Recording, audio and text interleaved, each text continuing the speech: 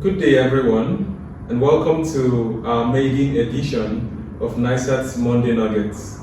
Every week it will be our pleasure to bring you interesting topics and information on how best to approach export as a business and how to do export profitably to ensure that you are able to access the lucrative markets.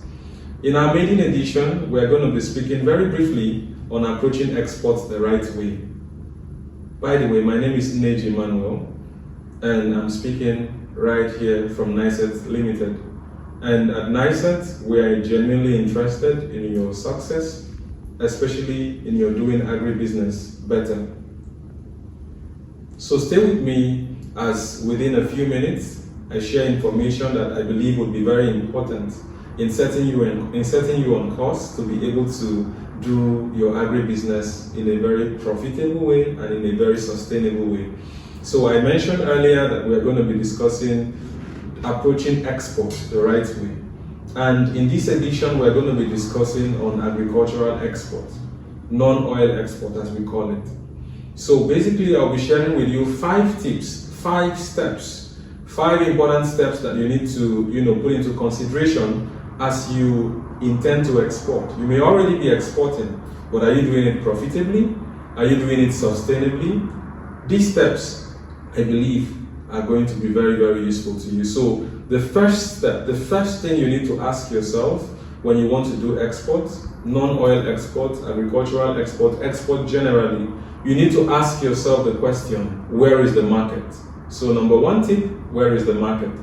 If there is no market, what's the essence of doing that business? If there is no market, what's the essence of going into that venture? So agriculture is now a business, it's no longer a hobby. So you need to ask yourself, where is the market? And when you've answered that question, number 2, the next step is you need to understand what the market requirements are. So what are the expectations from the market? Do you need to obtain any sort of certifications? Are there any specifications that you need to meet to be able to export to that market? That is the second tip. Number 3, you need to, having understood what the requirements are, you need to also comply with those requirements. You need to, in other words, implement those market requirements. And then the number 4 tip, the 4th step, you need to obtain certification to demonstrate that you have complied with the requirements of the market.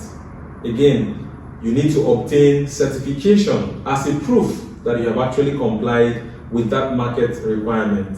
And when you have done that, the 5th step, you can now approach the export market confidently because you know you have fulfilled every obligation, you have fulfilled every requirement, and you can approach any buyer and be rest assured that your product is going to deal, that your product is going to sell. And you're not just going to sell, you're going to sell profitably.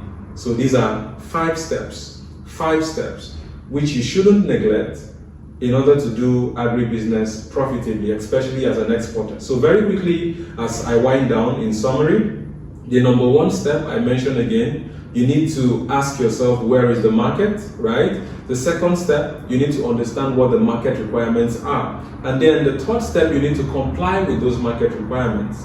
When you comply with those market requirements, the 4th step, you need to obtain certification to show that you have actually complied with those market requirements. And the 5th step, you can now confidently approach the export scene, knowing that your products would not be rejected. From NISAT, we wish you all the best as you do export in the non-oil sector. Thank you, and see you again next time.